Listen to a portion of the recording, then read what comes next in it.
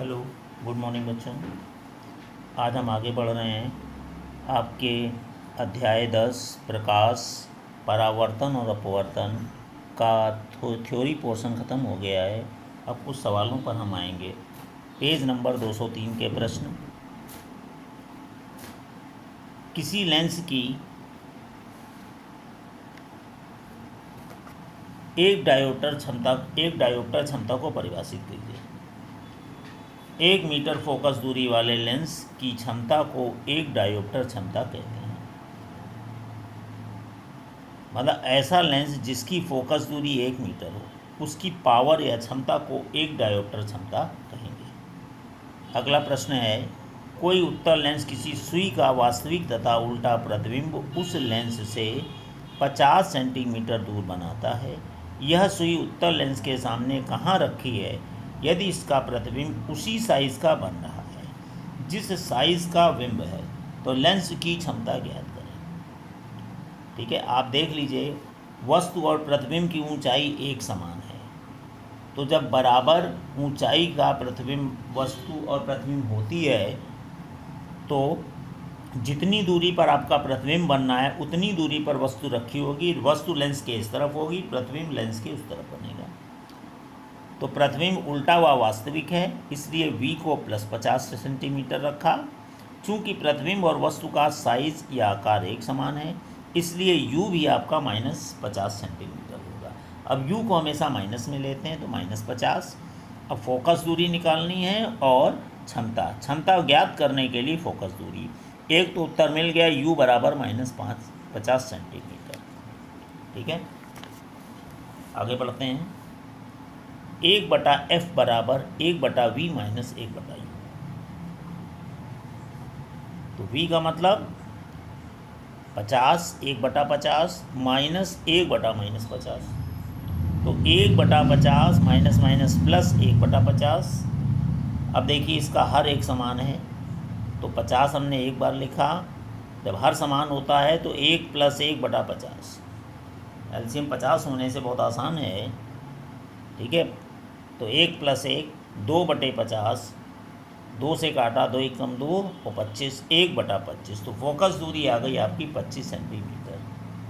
अब फोकस दूरी जब आपकी 25 सेंटीमीटर आ गई है तो क्षमता का सूत्र लगाएंगे, वो वाला सूत्र लगाएंगे जिसमें सेंटीमीटर फोकस में हो। तो 100/FCM सेंटीमीटर में 100/25, 25 चौके 100, यानी क्षमता हो गई आपकी 4 डायोप्टर। अब आते हैं तीसरे प्रश्न पर। 2 सेंटीमीटर फोकस दूरी वाले किसी अवतल लेंस की क्षमता क्या होगी? तो फोकस दूरी को यहाँ पर मीटर में दिया है, तो F बराबर -2 मीटर। अब क्षमता निकालनी है तो सूत्र लगाएंगे 1/f, क्योंकि F यहाँ पर मीटर में दिया है। तो 1/-2, 2 से 1 को काटना है, दशमलव लगा के 0 बढ़ाया, तो 2 × 5 = 10, तो -0.5 डायोप्टर। तो क्षमता क्या आ गई? -0.5 डायोप्टर। डी को हम डायोप्टर कहते हैं, शॉर्ट में लिखना है तो डी लिख सकते हैं। अब आते हैं प्रकाश, परावर्तन तथा अपवर्तन के अभ्यास के प्रश्नों पर। पेज 204, 205 और 206 पर इस प्रश्न मिलेंगे। इनके उत्तर हम आपको बता रहे हैं। अब निम्नलिखित में कौन सा पदार्थ लेंस बनाने के लिए प्रयुक्त नहीं किया जाता है? अब देखिए, जल है, कांच है, प्लास्टिक है, मिट्टी है। तो आप समझ गए क्या होगा इसमें? मिट्टी का उपयोग नहीं करेंगे। ठीक है, अगला प्रश्न है, किसी वस्तु का अवतल दर्पण द्वारा बना प्रतिबिंब आभासी, सीधा और वस्तु से बड़ा पाया गया। वस्तु की स्थिति कहाँ होनी चाहिए? अवतल दर्पण की बात कर रहे हैं। यहाँ पर दर्पण है, पीछे वाला केस है दर्पण। हमने बताया था शेविंग क्रीम के लिए जो आपके सैलून में इस्तेमाल होता है, 9 लोग इस्तेमाल करते हैं, उसमें दर्पण के ध्रुव तथा मुख्य फोकस के बीच में वस्तु को रखना चाहिए, तभी उसका बड़ा प्रतिबिंब बनेगा। तो कौन सा इसका सही है? डी वाला ऑप्शन सही है, दर्पण के ध्रुव तथा मुख्य फोकस के बीच। ये उत्तर अगले पन्ने पर है। सही विकल्प डी, दर्पण के ध्रुव तथा मुख्य फोकस के बीच। अगला प्रश्न है, किसी बिंब का वास्तविक तथा समान साइज का प्रतिबिंब प्राप्त करने के लिए बिंब को उत्तल लेंस के सामने कहाँ रखें। अब उत्तल लेंस आ गया, अब लेंस आ रहा, दर्पण नहीं है, बराबर प्रतिबिंब चाहिए आपका, तो कहाँ रखेंगे, फोकस दूरी की 2 गुनी दूरी पर 2f1 पे रखेंगे तो प्रतिबिंब 2f2 पर बन जाएगा। तो कौन सा विकल्प सही है, बी। सही विकल्प बी, फोकस दूरी की 2 गुनी दूरी पर। जब भी उत्तर लिखते हैं तो विकल्प भी लिखते हैं और साथ में उत्तर भी लिख देते हैं, जिसमें कि आप पूरी तरीके से सही हो।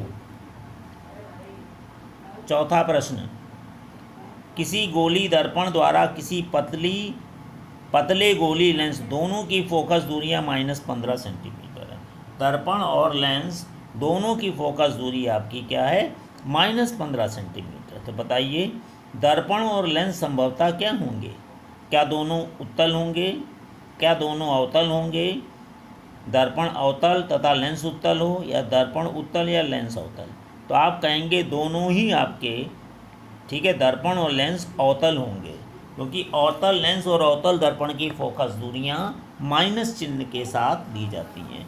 तो सही विकल्प क्या हो गया, ए, दोनों अवतल। अब आते हैं प्रश्न संख्या 5। किसी दर्पण से आप चाहे कितनी ही दूरी पर खड़े हों, आपका प्रतिबिंब सदैव सीधा प्रतीत होता है। संभवतः दर्पण क्या है, तो आप जानते हैं हमेशा सीधा कौन सा होगा, उत्तल दर्पण या समतल दर्पण। तो इसका उत्तर क्या है, डी वाला ऑप्शन सही, या तो समतल अथवा उत्तल। क्योंकि आप देख रहे हैं ड्राइवर की सीट में पीछे देखने के लिए, पक्ष दृश्य के लिए जो मिरर होता है, दर्पण होता है, वो उत्तल होता है और उसमें आपका प्रतिबिंब हमेशा सीधा दिखाई देता है। तो उत्तर क्या हुआ, विकल्प डी, या तो समतल अथवा उत्तल। अब आते हैं, किसी शब्दकोश में पाए गए छोटे अक्षरों को पढ़ते समय आप निम्न में से कौन सा लेंस पसंद करेंगे पढ़ने के लिए। ठीक है, अब देखिए, 50 सेंटीमीटर फोकस दूरी का उत्तल लेंस, 50 सेंटीमीटर फोकस दूरी का अवतल लेंस, 5 सेंटीमीटर फोकस दूरी का उत्तल लेंस या 5 सेंटीमीटर फोकस दूरी का अवतल लेंस। तो आप जानते हैं अवतल लेंस में हम बड़ा करके पढ़ सकते हैं जब हम पास से देखेंगे। तो 50 सेंटीमीटर फोकस दूरी का अवतल लेंस इसका सही विकल्प है। तो सही विकल्प कौन सा हो गया आपका, बी पार्ट, 50 सेंटीमीटर फोकस दूरी का एक अवतल लेंस। ठीक है, ये भी उत्तर हो गया। अब आते हैं, आगे बढ़ते हैं। प्रश्न संख्या 7। 15 सेंटीमीटर फोकस दूरी के एक अवतल दर्पण का उपयोग करके हम किसी बिंब का यानी वस्तु का सीधा प्रतिबिंब बनाना चाहते हैं। बिंब का दर्पण से दूरी का परिसर, मतलब वस्तु को हम दर्पण से कहाँ पर रखें, कहाँ रख सकते हैं कि प्रतिबिंब आपका वस्तु से बड़ा बने अथवा छोटा बने, बड़ा होगा अथवा छोटा। इस स्थिति में प्रतिबिंब बनाने का चित्र भी बनाएं। तो आपको बताना है प्रतिबिंब की प्रकृति कैसी होगी, प्रतिबिंब कैसा बनेगा, बड़ा होगा कि छोटा होगा, और चित्र भी बनाना है। 15 सेंटीमीटर फोकस दूरी के अवतल दर्पण का उपयोग करके हमें किसी वस्तु का सीधा प्रतिबिंब बनाना है।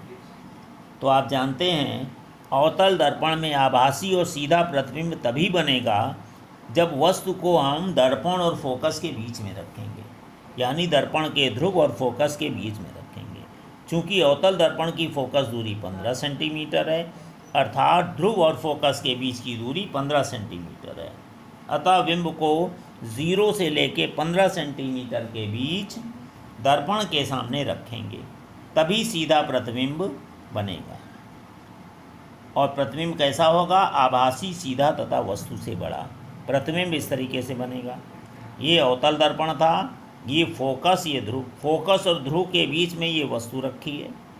2 किरणें गईं, एक मुख्य अक्ष के समांतर गईं और फोकस से निकली, इसको पीछे बढ़ाया, और एक सी की ओर इशारा करती हुई गई प्रकाश की किरण दर्पण से टकरा के लौटी, इन दोनों को पीछे बढ़ाया। जहाँ पीछे बढ़ाया यहीं पर वस्तु का प्रतिबिंब बन जाएगा। आप देख रहे हैं प्रतिबिंब कैसा है, सीधा है और वस्तु से बड़ा है। इसके बाद प्रश्न संख्या 8, निम्न स्थितियों में प्रयुक्त दर्पण का